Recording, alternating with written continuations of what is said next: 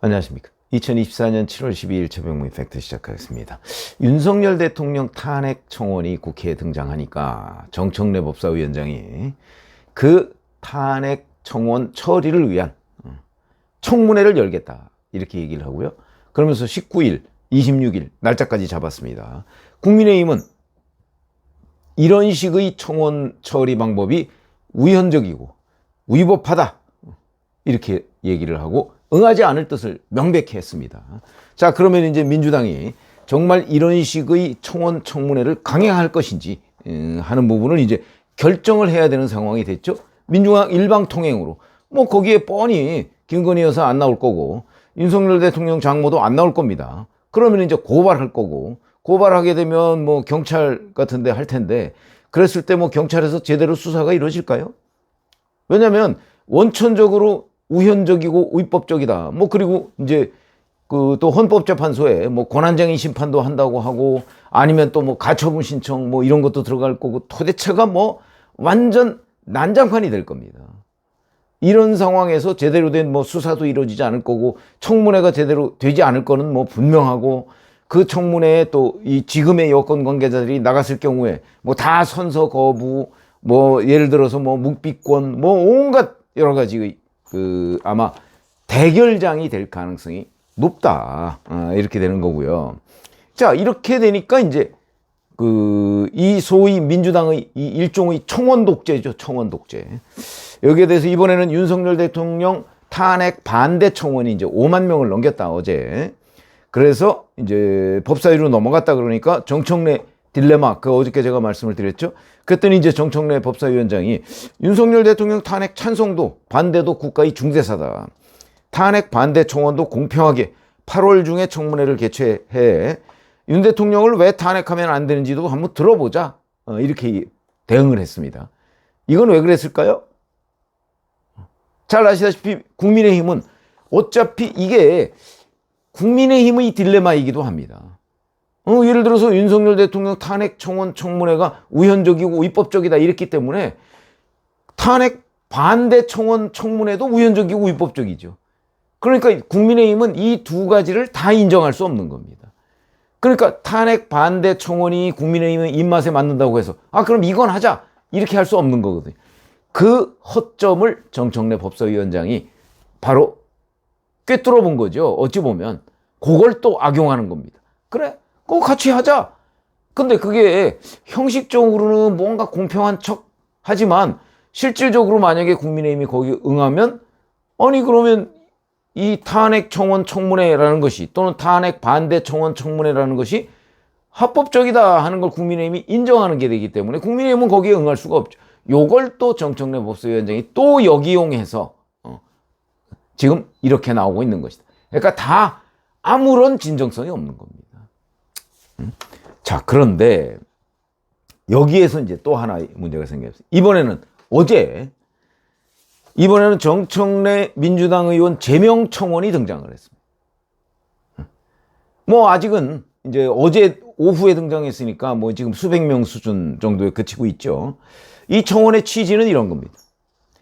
온갖 막말로 수없이 사과하고도 일말의 죄책감도 느끼지 못하고 똑같은 잘못을 되풀이하여 국회의원으로서 품위를 손상시키는 국회의원 정청래를 국민의 이름으로 더는 두고 볼 수 없다. 국회는 즉각 정청래 의원을 제명하길 바란다. 자, 이렇게 되어 있습니다. 국회에 등장하는 청원은요 30일 안에 5만 명 이상의 동의를 얻으면 법사위로 회부가 됩니다. 저는 뭐 이 정청래 제명 청원에 5만 명 가능하다고 봅니다. 가능할 겁니다. 뭐 정청래 의원을 싫어하는 사람 5만 명 안 될까요? 수백만 명 되겠죠. 수백만 명. 가능하다고 봅니다. 그러면 결국 국회 청원 제도가 이런 식으로 민주당 사람이 윤석열 대통령 탄핵하자고 그러고 국민의힘 사람들은 자 뭐 탄핵 반대하고 저 정청래 제명하자고 그러고 뭐 이런 식의 이제 그 장으로 이 청원 제도가 악용되는 거예요. 그럼 이거는 처음에 누가 한 거냐? 정청래 의원이 악용한 거죠. 왜? 청원이라는 게 뭡니까? 청원법에 보면 청원법이라는 게 있습니다. 거기에 보면 청원이 가능한 경우, 그 다음에 청원의 예외인 경우가 규정이 되어 있습니다. 청원이 가능한 경우 되게 이런 겁니다. 그러니까 청원이라는 게 뭡니까? 영어로 하면 petition 뭐 그런 거죠. 그러니까 자기가 원하는 바를 청한다 이런 뜻이죠. 원래가 청원이. 그러니까 예를 들어서 공무원의 위법 부당 행위를 시정하거나 아니면 징계를 요구하는 거, 뭐 그다음에 법률 제정 개정 뭐 이런 거를 촉구하는 거, 뭐 이런 겁니다. 이런 게 청원의 취지입니다. 또 청원을 처리 안 해도 되는 경우, 이건 뭐 수사나 재판 뭐 이런 다른 구제 절차가 진행되는 경우, 뭐 타인의 명예를 훼손하는 경우, 뭐 이런 것들로 규정이 되어 있습니다. 자, 대통령 탄핵이 이 취지에 맞는다고 보십니까? 청원법에 보면 탄핵이라는 거는 이 취지에 전혀 맞지 않는 겁니다. 지금 우원식 국회는 이게 뭐 청원 접수 거부 대상이 아니다 이렇게 지금 해석을 하고 있는 모양인데, 글쎄 국민의힘 출신의 국회의장이 만약에 있다면 그렇게 될까요? 바로 이렇게 청원제도라는 것을 누군가가 어느 한 정파가 악용하기 시작하니까 다른 정파도 또 그걸 그대로 악용하고 있는 겁니다. 그게 바로 윤석열 대통령 반대 청원. 그럼 맞불 청원이죠. 그 다음에 이제 정청래 제명 청원. 그런 걸 어떻게 처리할까요? 그래서 결국은 이 탄핵이라는 거는요, 헌법에 명확하게 규정이 되어 있습니다. 그리고 절차도 명확하게 규정이 되어 있습니다. 청원 대상이 아닙니다, 이런 거는. 문재인 대통령 시절에 그 청와대에 문재인 대통령 탄핵 청원이 올라가서 146만 명의 동의를 얻은 적이 있습니다. 윤석열 대통령의 그 대통령 탄핵 청원 아직도 138만 9만, 오늘 아침에 보니까 뭐 139만 정도 됐더라고요. 자, 아직 문재인 탄핵까지도 못 미쳤습니다. 그때 문재인의 청와대에서 답변한 게, 탄핵은, 대통령 탄핵은 청원으로 해결할 수 있는 게 아니고 국회에서 표결로서 행할 수 있다. 이렇게 답변한 적이 있습니다. 그게 저는 정답이라고 봅니다. 정답. 그걸 누가 부정할 수가 있습니까? 그러니까 청원 같은 걸로 무슨 우회적으로 하는 거는 정치 공세일 뿐이다. 신종 정치 공세다. 제가 이런 말씀을 드렸는데 그럴 뿐입니다. 그 다음에 이제 헌법재판소에서 그거를 다시 한번 들여다보고 심판하는 거죠. 그게 탄핵제도입니다. 청원을 통해서 뭐 어떻게 할 수 있는 거 아무것도 없습니다. 이렇게 되면요, 이렇게 이제 이 청원제도라는 거를 일종의 정쟁의 수단으로 악용하기 시작하면 국회의 모든 정치적 현안이 이런 청원제도를 통해서 이제 표출이 되게 마련이다. 정청래 제명처럼. 저는 정청래 제명 청원 이런 거 잘못됐다고 봅니다. 제가 뭐 정청래 의원을 좋아하지 않지만 청원제도를 이렇게 악용하면 안 된다는 거죠. 그런데 그 원인 제공을 정청래가 했다. 윤석열 대통령 탄핵이라는 청원을 가지고서 이걸 뭐 청문회를 연다는 둥 해서 정치공세의장으로 활용하려고 하니까 반대 청원도 등장하고, 그래 너 제명하자 하는 청원까지 등장한 겁니다. 그래서 제가 부메랑이라고 하는 겁니다.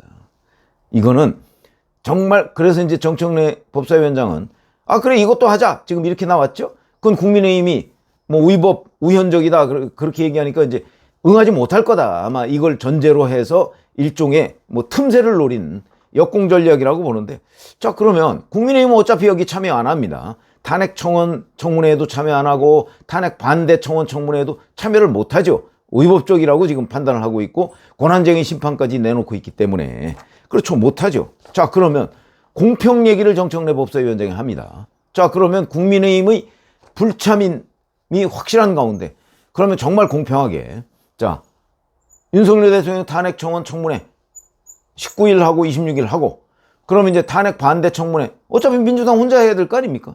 혼자 그러면 8월 달에 하고, 그러면 정청래 의원 제명 청문회도 한번 혼자 한번 해보시죠. 이게 얼마나 코미디 같은 일이냐. 아마 거기서 여러 가지의 웃지 못할 장면들이 굉장히 많이 나올 것이라고 저는 생각을 합니다.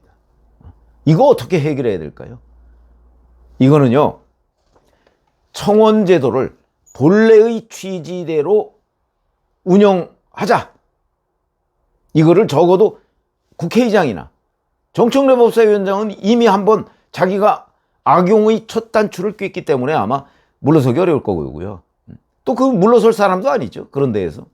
그러니까 이거는 국회의장이나 아니면 국회의장과 부회장 또는 여야 원내대표 이런 사람들이 만나서 청원 제도를 본래의 취지에 맞게 운영하자. 이렇게 여러 가지 정치 현안을 가지고 청원 제도를 악용하기 시작하면 청원 게시판 자체가 난장판이 된다. 이런 그 공감대는 지금 확인하고 있지 않습니까? 지금 그 난장판의 시작이 되고 있는 겁니다. 자, 이런 식으로 계속 하게 되면 앞으로 법사위원회는 아마 청문회 열다가 날 셀 겁니다. 이재명 제명 청원은 등장하지 않겠습니까? 뿐만 아니고 반대로 그럼 또 다른 맞불 청원이 등장할 거고요. 무슨 촛불 집회를 뭘 어떻게 해달라, 뭘 해달라 이런 각종 정치적 현안이 모두 다 청원에 등장할 겁니다. 국회 청원에. 그러면 그때마다 정청래 법사위원장은 이 청원 처리를 위한 청문회를 열까요? 실제 연다고 할 경우 과연 어떤 사태가 벌어질 것인가?